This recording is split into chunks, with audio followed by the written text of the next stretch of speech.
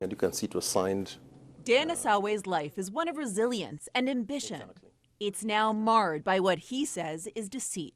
I feel angry. I feel frustrated. He immigrated to the United States from Kenya with dreams of success. He became an entrepreneur, creating a healthcare staffing company. But what started as a promising venture soon spiraled into a nightmare of unpaid debts. This shouldn't happen at all, especially in this country.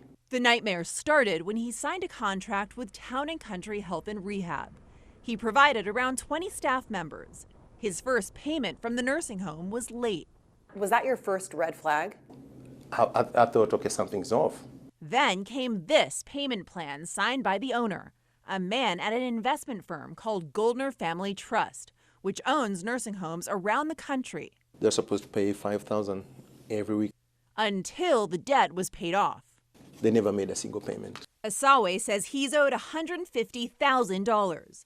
The I-Team spoke directly with someone who worked with the owner of Goldner Family Trust.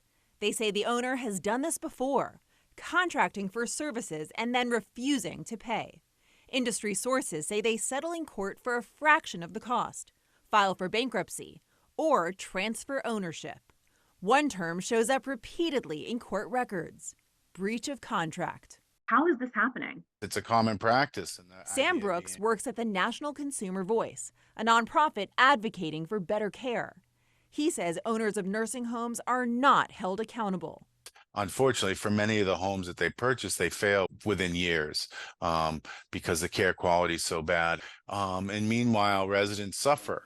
Our repeated attempts to contact Goldner Family Trust and the nursing home were met with silence. So we showed up.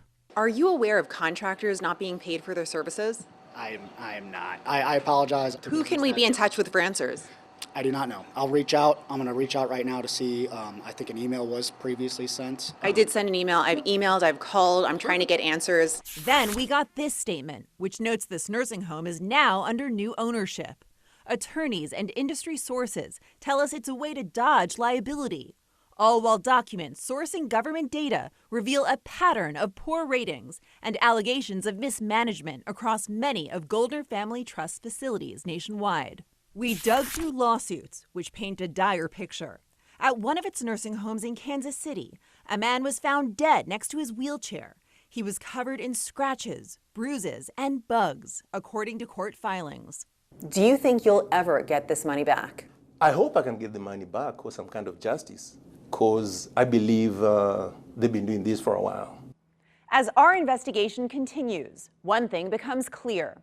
The nursing home industry's most vulnerable are being failed by those meant to care for them.